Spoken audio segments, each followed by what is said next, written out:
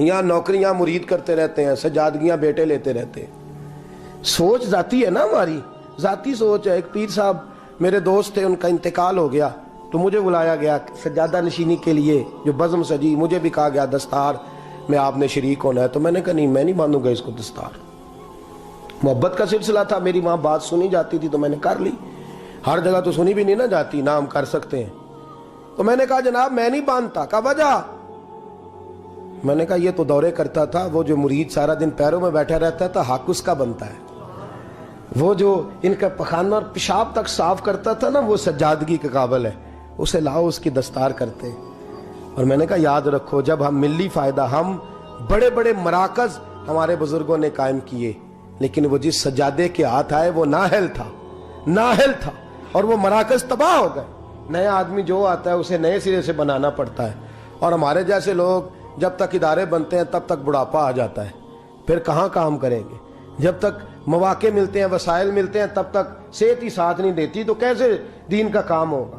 2 4 500 روپے کے لیے مسائل بنے رہتے ہیں۔ ہم لوگ ان مراکز میں کیا رہ گیا ہے؟ ہم نے بیٹوں کو اور سجادوں کو جب آگے لگایا تو کیا اثر ہوا ہے؟ مزارات پہ وہ لوگ بیٹھ گئے جو بندروں کا ناچ دیکھتے ہیں، وہ لوگ آج درباروں کے سو گئے۔ آپ لوگ یہ درد ہے، اس درد کو سنیں، خوگر حمد سے تھوڑا سا گلا بھی سن لے۔ آج بڑے بڑے آستانوں پہ شیر پالنے والے، کتے رکھنے والے بیٹھے ہیں، اس لیے کہ ہم نے سوچ کبھی بھی ملی حضرت ابو بکر صدیق۔ سب بولیے، جو ابھی تک نہیں بولے وہ بھی کہیے رضی اللہ تعالی۔ کیا خوبصورت میرے محبوب کے صحابہ ہیں۔ وقت وصال آیا ہے، اپنا بیٹا سیانا ہے، سمجھدار ہے، حضرت محمد بن ابو بکر پڑھے لکھے، دیانتدار، نیک صحابی رسول ہیں۔ لوگ حضرت ابو بکر صدیق کے پاس آئے، کہنے لگے خلیفہ کون بنے گا آپ کے پاس؟ کہا میرے بعد خطاب کا بیٹا عمر بنے گا، وہ بنیں گے۔ تو کہا حضرت جی آپ کا اپنا بیٹا بھی تو ہے، تو عمر تو بڑا سخت آدمی ہے، آپ اس کو بنا کے جا رہے ہیں، اپنا بھی تو شہزادہ تھا۔ حضرت سے ہاں بیٹا اہل ہو تو بنائے، حضرت علی نے بنایا امام حسن، اہل ہو قابل ہو تو حرج بنائیں، حرج نہیں قابل ہو۔ حضرت سیدنا ابو بکر صدیق رضی اللہ تعالیٰ عنہ ملت کی بات کرتے ہیں، قوم کی بات کرتے ہیں، اسلام کی بات کرتے ہیں، فرمانے لگے بھائی میں قبر میں جاؤں گا تو مجھ سے اللہ تعالیٰ پوچھے گا کہ تو میرے محبوب کی امت کا نگہبان تھا، بتا ڈوری کس کے ہاتھ میں دے کے آیا ہے؟ تو میں اللہ کی بارگاہ میں یہ جواب دینا چاہتا ہوں کہ اس کو دے کے آیا ہوں جو تیرے نبی کی امت کا سب سے زیادہ خیال رکھے گا۔ لہذا بیٹے کو ترجیح۔ حضرت عمر کے انتقال کا وقت آ گیا۔ بھئی بیٹے پیارے کسے نہیں ہوتے؟ بیٹے پیارے ہوتے ہیں کہ نہیں؟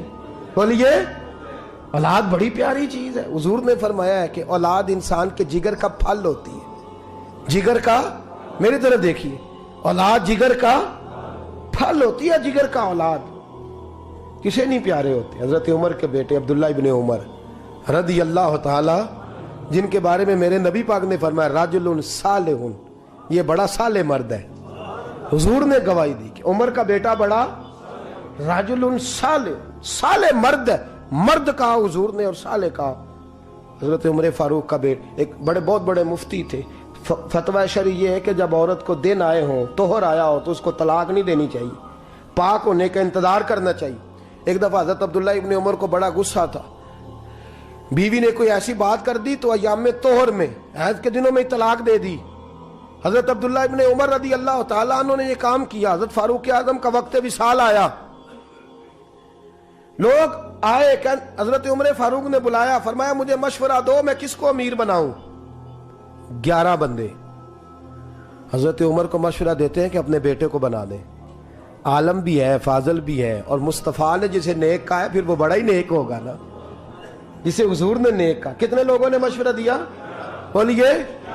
حضرت عمر فاروق رضی اللہ تعالیٰ عنہ نے فرمایا جو میرے بیٹے کا نام لیتے ہیں وہ اٹھ کے چلے جائیں، جو میرے بیٹے کا نام لیتے ہیں وہ نکل جائیں، اٹھ جائیں۔ کہا حضور کیا مطلب؟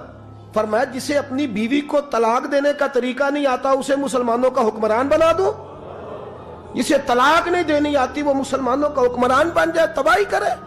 خبردار کوئی میرے بیٹے کا نام نہ لے۔ حضور پھر کس کو بنائیں گے؟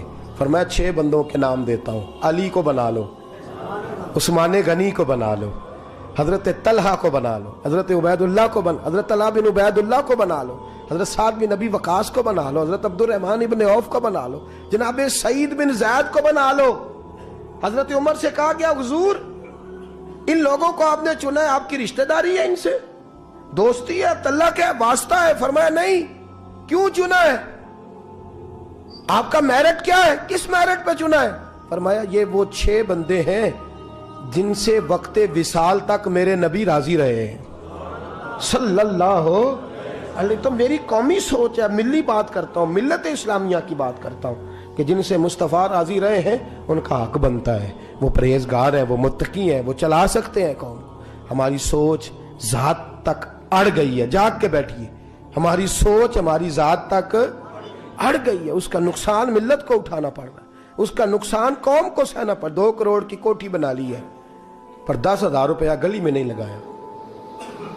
ہم نے اپنی تھڑی اتنی لمبی چوڑی بنا لی ہے کہ جو بھی گزرتا ہے اس کو تکلیف ہوتی ہے، لیکن ہمیں تو آرام ہے نا، ہمارا تو موٹر سائیکل اندر جاتا ہے کہ نہیں، ہمیں کیا لگے؟ ہم نے بڑا کر کے پھٹا لگایا ہے، لوگ گرتے ہیں تو گرے، ہمیں اس سے کیا غرض؟ ہم اس بات کا احساس ہی نہیں کرتے کہ ہماری ذات کو تھوڑا نفع ہے اور ملت کو، قوم کو، اسلام کو اس کا کتنا نقصان ہے۔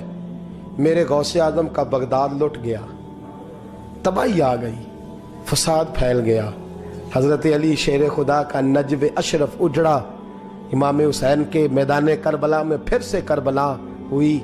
بتاؤں وجہ کیا ہے؟ صدام کے چند جرنیلوں نے امریکہ کے ہاتھوں اپنے آپ کو بیچا، فیملیوں ساتھ وہ امریکہ چلے گئے، وہاں جا کے امریکہ کی فضاؤں میں وہ ٹھنڈی سانس لے رہے ہیں، اور ظالموں کچھ دن کی زندگی، کچھ دن کا سکون، اور تم نے حضرت سری سختی اور جنید بغدادی کا شہر تباہ کر دیا، اجاڑ کے رکھ دیا۔ بغداد کے لوگ بھیک مانگ کے کھاتے ہیں، بغداد کے لوگ لوگوں کو لوٹ کر کھاتے ہیں، وہاں قحط پڑ گیا مردوں کا قحط پڑ گیا، عورتیں جلوس نکال رہی ہیں کہ مرد 2 شادیاں کریں۔ تھوڑے نفع کے لیے تم نے اسلام کا سودا کر ڈالا، تم نے بیچ ڈالا ملت کو۔ اللہ کی بارگاہ میں تم کو جواب نہیں دینا، وہاں تم کو حاضر نہیں ہونا۔ تھوڑے نفع کے لیے دین کے لمبے چوڑے نقصان، لمبی چوڑی تباہیاں ہم کرتے ہیں۔ فلسطین سارا لٹ گیا چند مسلمان حکمرانوں کی وجہ سے، امریکہ سے یاری نہیں چھوڑی، دوستی نہیں چھوڑی، اور انہوں نے ساری تباہی کر لی۔ افغانستان سارا اجڑ گیا، کشمیر آج لوگ ڈے منا رہے ہیں، جھوٹ موٹ کے، آنسو بہا کے لوگوں کو بتایا جا رہا ہے کہ ہمارا بڑا ساتھ ہے۔ میاں تم اس کاج سے اٹھ چکے ہو، تم پیچھے ہٹ چکے ہو اس کاج سے۔ یہاں ہر شخص کو اپنی پڑی ہوئی ہے، یہاں ذات بنانے کے، گھر بنانے کے، کاروبار بنانے کے، بنگلے بنانے کے چکر میں یہاں تو سیاستدان ٹکٹیں کنفرم کرا کے رکھتے ہیں، کسی وقت بھی بھاگنا پڑ سکتا ہے، کسی وقت بھی دوڑنا پڑ سکتا ہے۔ جہاں ذات کے لیے جلوس ہے، ذات کے لیے جھگڑا ہے، ذات کے لیے سارے معاملات ہیں، جس کے گھر کو آگ لگتی ہے وہ جلوس نکالنے لگ جاتا ہے۔ توجہ ہے میری بات پر؟ جب بھی کوئی جلوس نکالتا ہے نا کسی بھی طبقے کا، تو میں ذرا ٹٹول کے دیکھتا ہوں کہ جب حضور کی ناموس کی باری آئی تھی اس جماعت نے جلوس نکالا تھا کہ نہیں نکالا تھا؟ آج کئی سرکاری ملازم سڑکوں پہ ہیں، ہمیں کوئی غرض نہیں وہ کس کام کے لیے، لیکن یہی سرکاری ملازم ناموس رسالت کے جلوس پر یہ کہتے تھے ہماری نوکریوں کا مسئلہ ہے، ہم اگر باہر نکلیں گے تو گورنمنٹ ہمیں نکال دے گی۔ اب کدھر گئی تمہاری نوکریاں؟ اب کدھر گئے تمہارے معاملات؟ تم نے تھوڑا فائدہ حاصل کیا اور کتنا بڑا تم نے نقصان کیا۔ رسول اللہ صلی اللہ علیہ وسلم کو تم نے ناراض کیا، اور تم حضور کی شان اور ناموس کی خاطر اپنی اس نوکری کو قربان نہ کر سکے۔ آج مسئلہ گیا سارا کچھ، آ جاؤ، لوٹ آؤ، در رسول کی طرف آؤ، میرے محبوب کریم صلی اللہ علیہ وسلم کے غلاموں جیسا کردار اپناؤ، اظہار کرو، قربانی دو، دوسروں کا نفع سوچو، دوسروں کی بھلائی سوچو۔